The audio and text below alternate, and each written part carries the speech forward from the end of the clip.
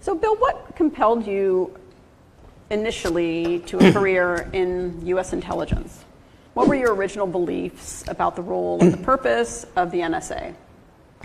Well, I thought it was all to protect the free world and, the citizens of the United States. So I thought it was a worthy effort.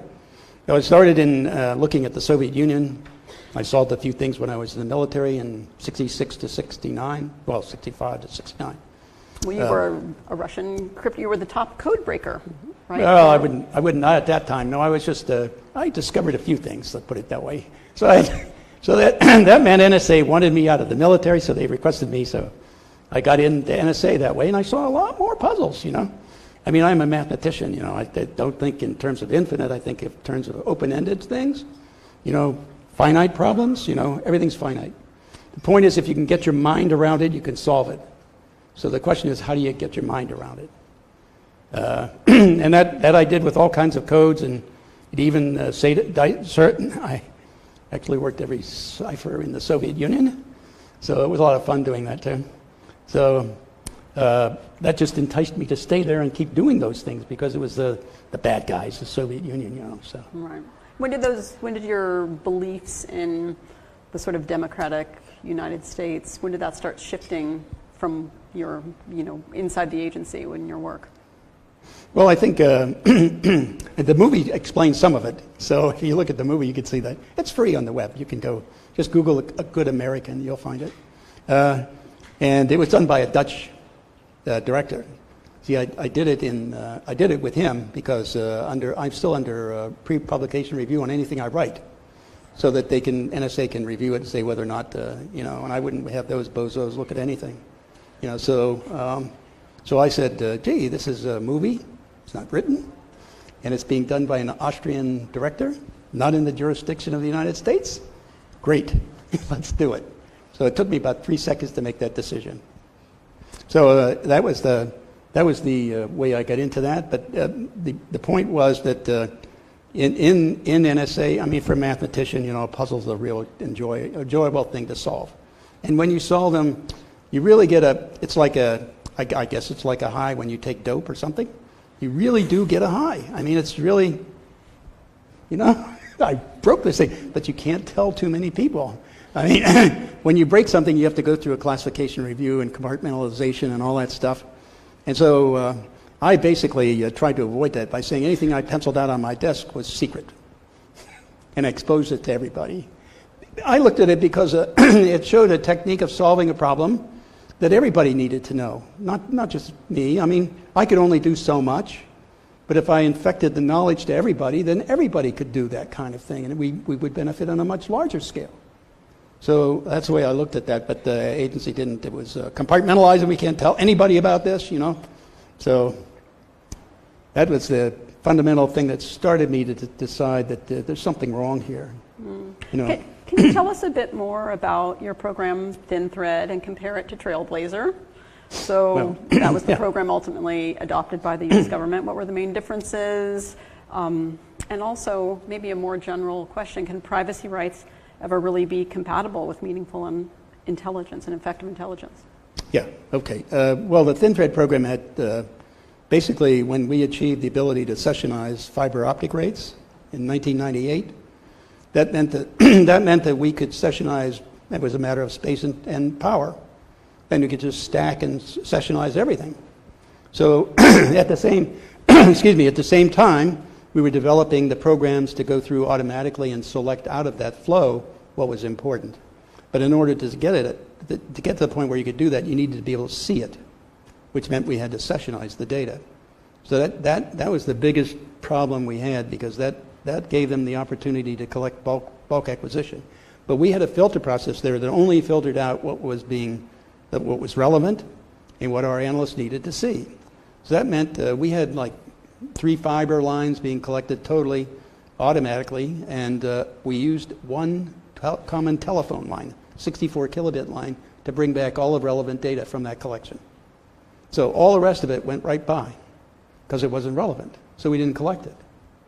Then the other part was, if we collect in that collection we pulled in, if there was somebody in there that we didn't know for sure was related to a terrorism operation or something, we encrypted And we did it with our multi-dimensional encryption process, which nobody else knew about. So, and I never told them how to do it. So, but that meant they called me in when they needed something decrypted. So, but the point was, it was a way of protecting even from NSA analysts who was involved in that transmission. So we protected their identities until we could prove that they were involved in a criminal operation. Once we did that, we were trying to stay within the law, and do the things the right way based on human activity that is a basis for probable cause.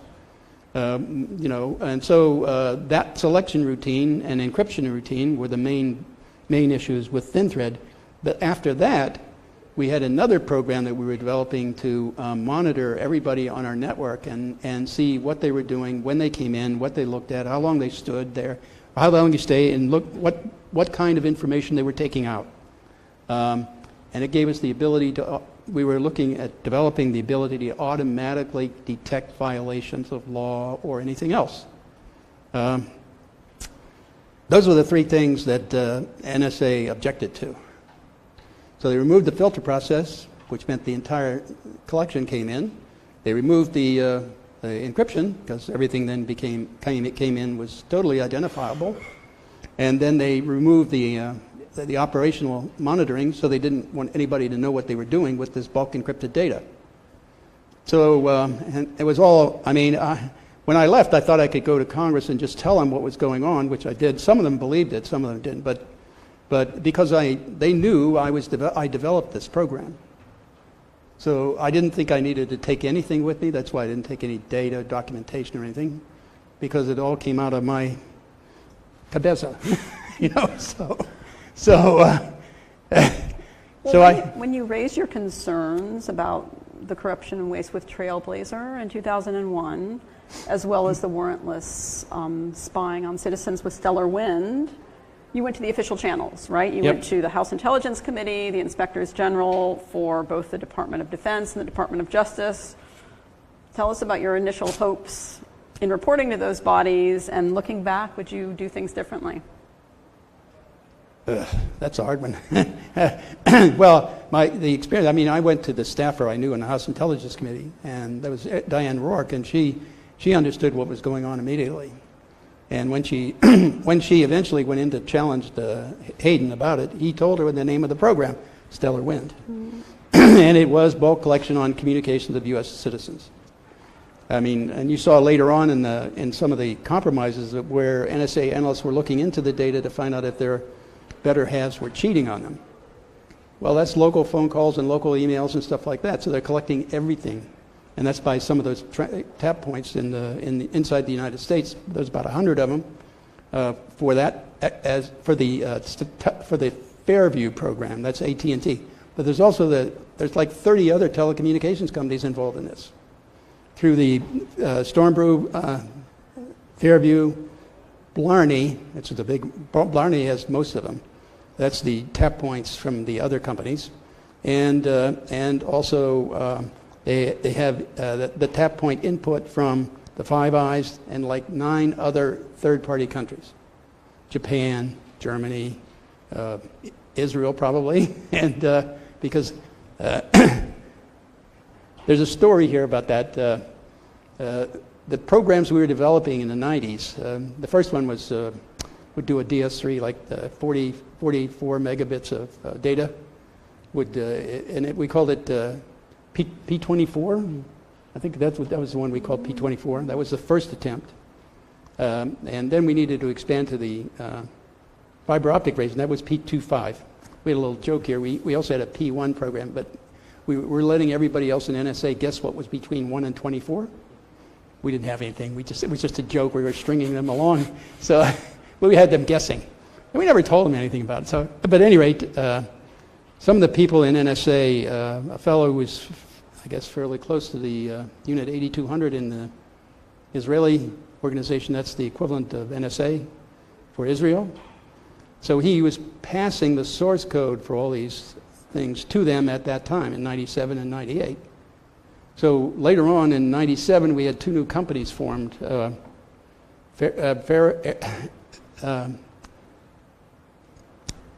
Variant and I'm losing the other one.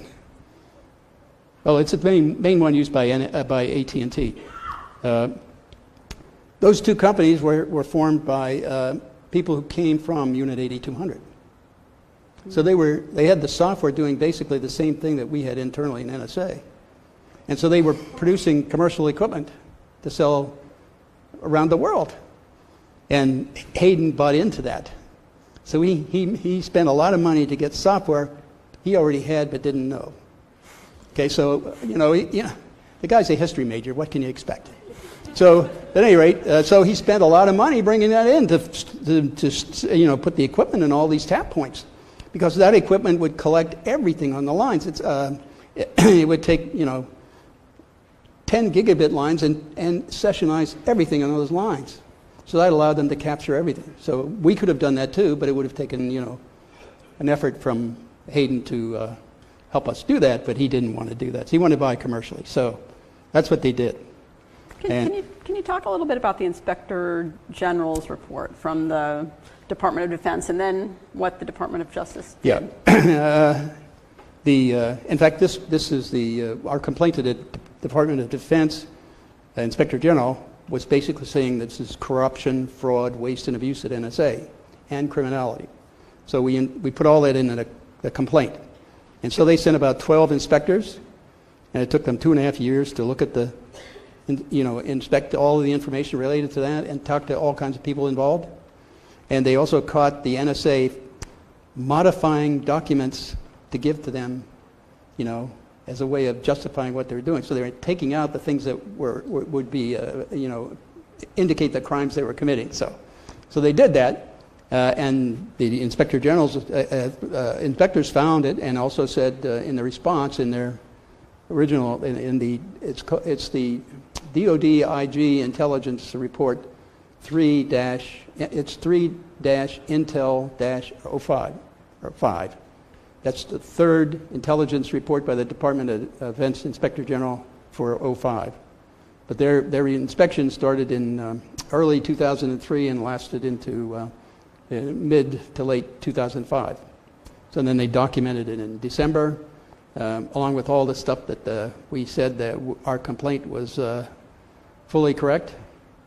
But they redacted and limited the distribution of it. In fact, very few people in Congress know about it. That's what I brought up to Director Pompeo when I went to see him. I said, you need to read that report. You don't believe there's corruption here? Read that report and you'll see it. I mean, it's not...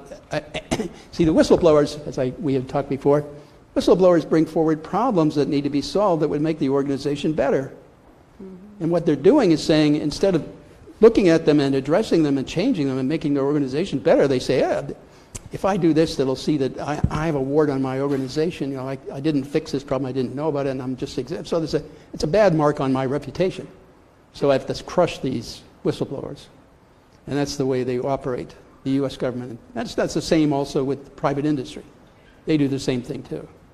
So instead of addressing it and making things better, they crush the people trying to make things better. Can you tell us, you've spoken at length about the mass surveillance of U.S. citizens. We're here now in Canada. Can you tell us about how the impacts to people outside of the United States? So are Canadians in communications with Americans similarly affected by surveillance programs? Yes, and if you looked at the, I'll give you the file of all the locations of all those tap points for AT&T, for example. Some of them are in Canada, so those are all operating up here. The Five Eyes are doing this. That means your people are involved, mm-hmm. And so you're a part of it, just like we in the U.S. are. I mean, we were the first ones to be put into the bulk acquisition pit. Hope you enjoyed that last video. Hop on over to statuscoup.com where you can sign up for our email list and become a member for as low as $5 to $10 a month. Membership is how we grow. That's statuscoup.com/join. And remember, join our email list so we can grow the revolution with you.